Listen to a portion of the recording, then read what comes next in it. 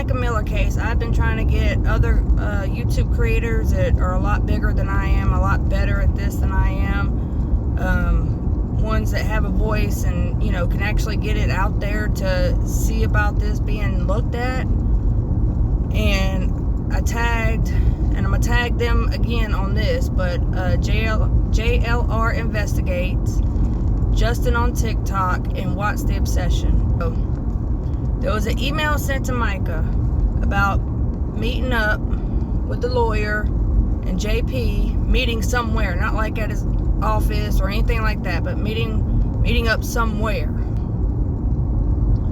Now, in the news stories, I'm gonna be kind of flopping back and forth, but with the news stories, they said, okay, when they went to track her, I guess her moves or whatever before the incident, they said that, okay, she went to the pawn shop, she bought that for protection, got her a drink, filled up on gas, and then went to the state park, or called 911, or she was somewhere, she called 911. That 911 call sounds forced. So, but okay, now back to the gas station and the bathroom. I'm trying to keep my thoughts together. I'm sorry, y'all. So JP sent Mica an email saying, you know, I want to be done with this. Let's meet up. I'll sign the divorce papers. You know, whatever. Me and the lawyer, whoever his lawyer is, you know, we can meet up somewhere. Not at the office or anything, but somewhere. So, all right. So then Mica goes to the pawn shop to get the pew-pew for protection. Now, if she was going to do anything to herself, she wouldn't have went to go get it for protection. That's key right there.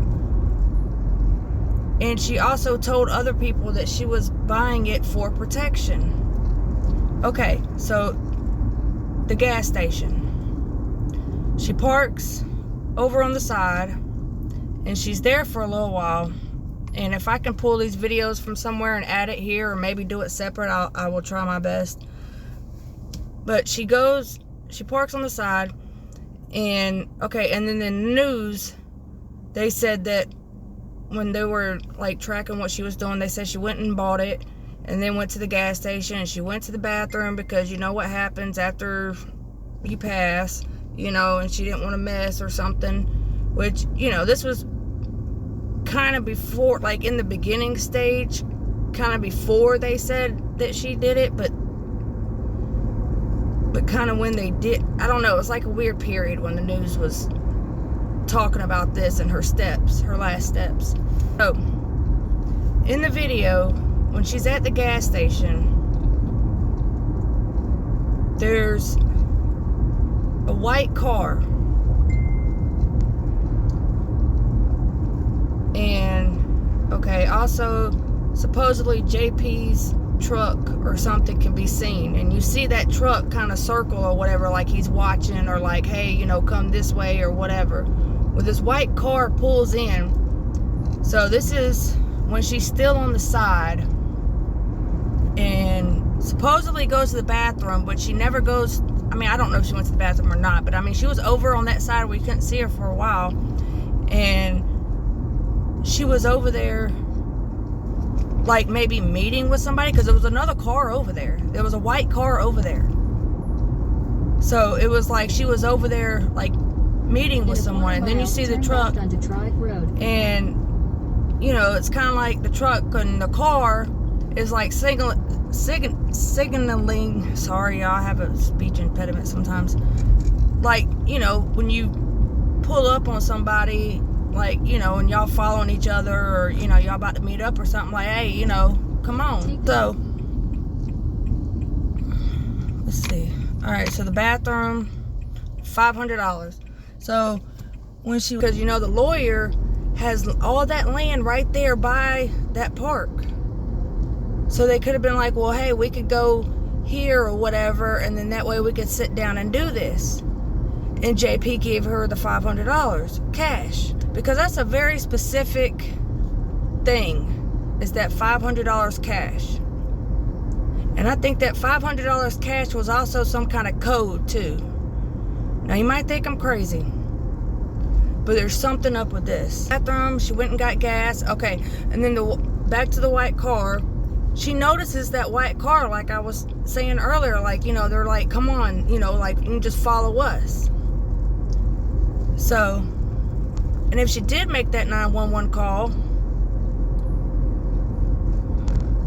and that's another thing I don't get either, because supposedly there's no signal out there.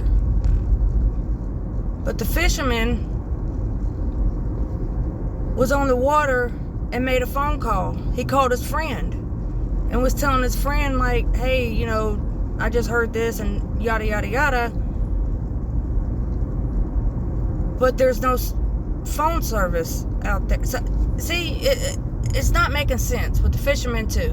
And also, I'm going to try and tie all this together to where it makes sense. So, all right. So Mica gets gas. She fills up the car. All right, they're like, hey, you know, you can just follow us. You know, she probably looks it up on her phone or whatever, you know, in case she loses them or something. And they're like, hey, just follow us. So she follows them. So they get there. And in the 911 call, you can hear the fisherman, which has a very distinctive voice and accent and everything. You can hear him in the background talking about, I'll grab her right arm or left arm, I don't know, whatever arm he's gonna grab. Mica was weighed down or wedged with a log. This log was dislodged in front of the law by the kayaker. I just want to let you know this may be upsetting to some listeners. When I came back out of the opening where I found Michael's belongings at, I happened to look and I didn't see the kayaker. I said, I wonder where the kayaker went to. So, I mean, let me tell y'all, he was not involved in this neither. So I said, I wonder where the kayaker got to. But anyway, I found out later that he had left out of the slough and went back into the river. He told me that he got back in the river because he wasn't catching fish into the slough, so he decided to go to the river and try to catch some fish out of the river. So for some reason, he said he started hearing, he must have heard the laws coming up or something, I don't know. But he turned around, he told me that he went there and backtracked to where I was at. I said, bud, you're kidding. And he told me, he said, Johnny, he said, you passed right by her. I said, bud, you've got to be kidding me. He said, yeah. He said, you passed right by her. He said, but there's no way you could have seen her. He said, he told me, he explained it to me. He said, you know how you see a bag that's floating in the water and it might get a little bit of air in it, and then you'll see a little portion of the bag sticking up out of the water floating. I said, yeah, I know exactly what you're talking about. You don't ever know what's underneath it. So I said, yeah, I understand what you were saying. He said, but you couldn't have seen it. I said, no, I couldn't have seen it because when I was coming out of there, I was looking straight ahead. I wasn't even looking in the water. And I'll tell you why come I weren't looking in the water. But anyway, I was just ready to get out of there. So I come out of there. But anyway, he said, well, that's what I seen. He said, I seen it like a bag, the top of a bag floating in the water.